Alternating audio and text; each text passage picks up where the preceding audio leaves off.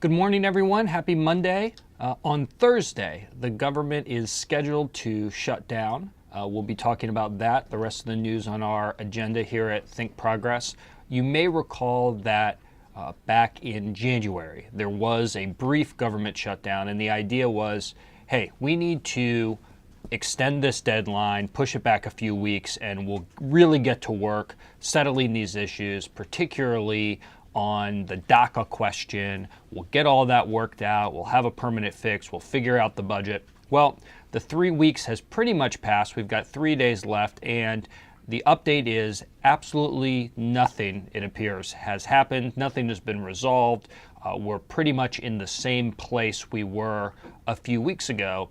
The difference this time is there doesn't even seem to be much discussion of DACA or ultimately making a fix. The president has outlined an extreme plan that many are describing as a white nationalist wish list to crack down on various kinds of immigration, legal immigration, and has called for a vote in the Senate where it would be basically dead on arrival.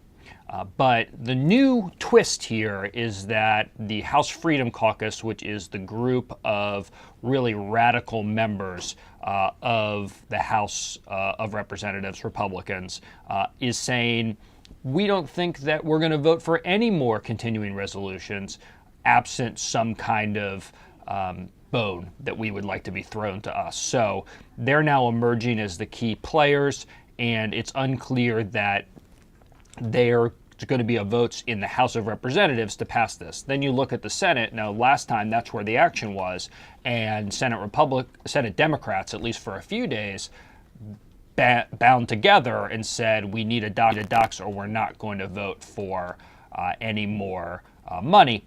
The issue then was, well, we can have another bite at this. We'll be able to fight again another day in February. There does not appear to be much fight left. So it looks like that the Senate would approve this, although we'll have to see how things work out. It's unpredictable. There's 3 days left. There's not much talk about this. That's what's unusual about it. People don't seem to be panicking. People don't even seem to be talking that much. But this is going to be playing out over the next 3 days, and we'll see if the government can stay open. So turning from that, one thing that we learned last week, happened late last week, is going to continue to play out this week, is the release of the Republican memo from the House Intelligence Committee. This memo was hyped in an extreme way. It was supposed to be the death knell of the Mueller investigation, and the idea is that it was going to prove that the Mueller investigation was based on the Steele dossier, which Republicans believe is a compromised document that is fully partisan and was only produced by the Clinton campaign and the DNC for partisan purposes. Interesting thing that happened was when it came out, we actually learned from the memo itself that actually the FBI counterintelligence investigation of the Trump campaign did not start with the Steele dossier, had nothing to do with it, started months earlier when another Trump advisor, a man called George Papadopoulos, drunkenly bragged to an Australian diplomat that he had an offer from the Russians to provide dirt on Hillary Clinton. So that was mentioned sort of as an offhand in the last paragraph of the memo, probably the most significant thing in the memo, which is trying to convince you and others that a man named Carter Page, kind of an obscure Trump advisor, was railroaded by this partisan vendetta. And that's basically the long and short of the memo. Over the weekend, we actually learned that Carter Page, we already knew that he had been and admitted to have been recruited by a Russian spy or an individual at least who was charged with being a Russian spy in 2013. Over the weekend, Time magazine reported that Carter Page, in a 2013 letter about a book that he felt like wasn't getting enough promotion that he had written, bragged about being an advisor to the Kremlin. So this is the person that we're supposed to believe there was no justification for the FBI even to think about this person other than that they were just in the tank for Hillary. Of course, none of this actually makes any sense. Anyone who lived through the 2016 election knows that actually the FBI was coming out publicly and talking about the Hillary Clinton email investigation, which a lot of analysts think may have swung the election, and not saying, not revealing, not telling anyone about this ongoing counterintelligence investigation into the Trump campaign. So the whole premise of this is kind of crazy.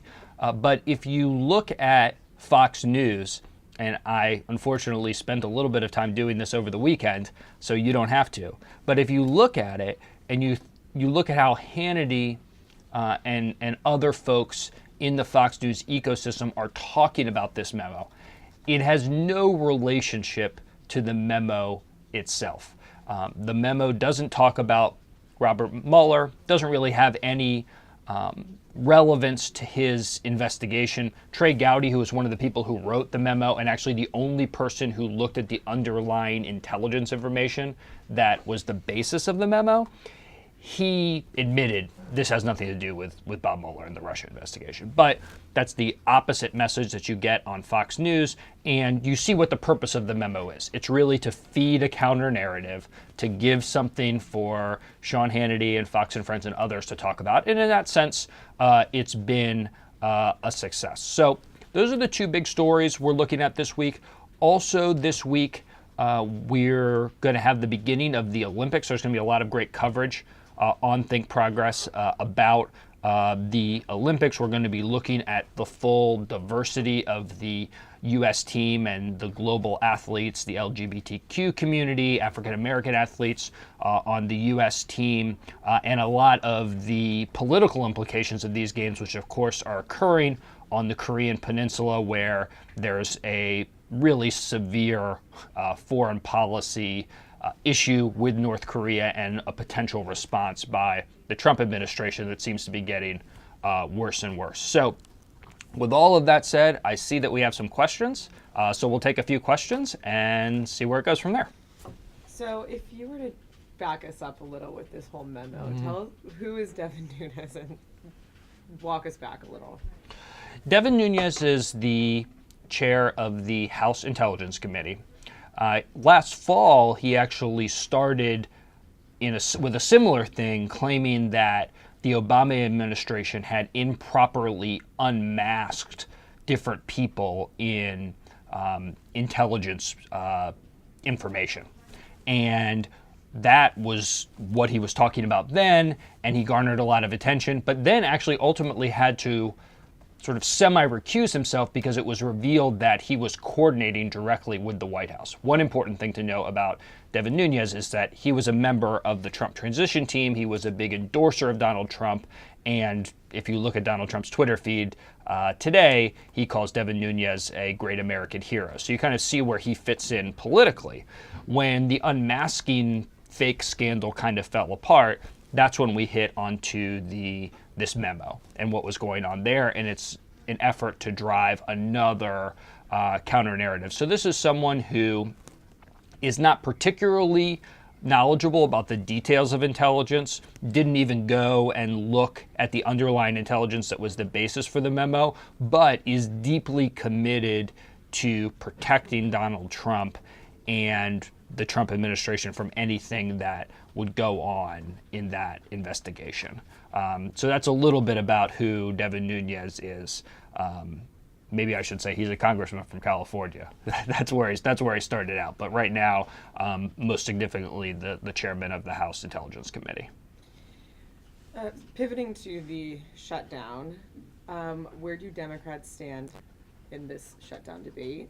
And how has it shifted since the last time?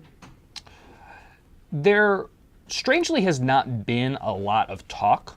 You had a lot of build the last shutdown and the last date where a decision was going to be made. I think the Democrats are in a bit of a difficult position because last time they went all in and said, look, you have to have a fix for DACA. You have to have a fix for these young Americans.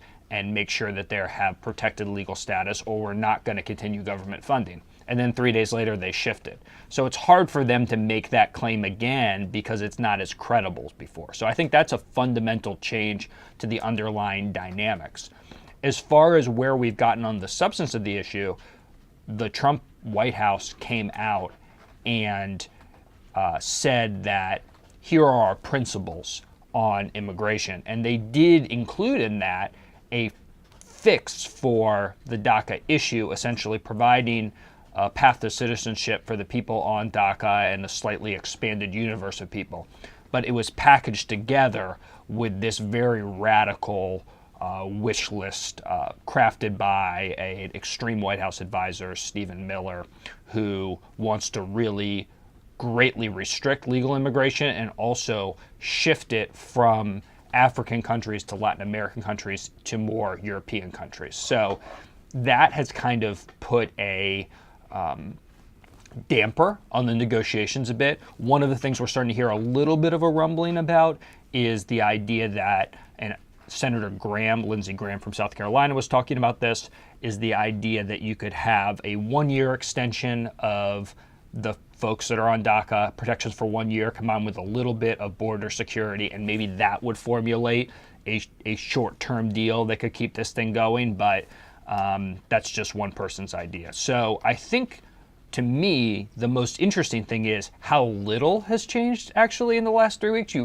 You would think that there would have been a lot of movement, a lot of talking, a lot of discussion. There really hasn't been, and we're now back in the same place with the Democrats in a slightly weakened position and more infighting among the Republicans. Christine wants to know, why has Jeff Sessions gone mute?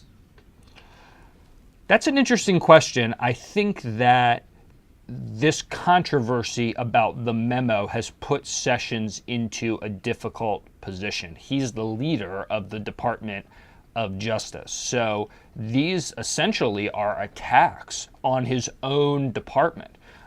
Included in the memo is an attack on Rod Rosenstein, who was appointed by Trump, who is Jeff Sessions' deputy, and essentially implying that he made incorrect decisions about continuing the surveillance of Carter Page.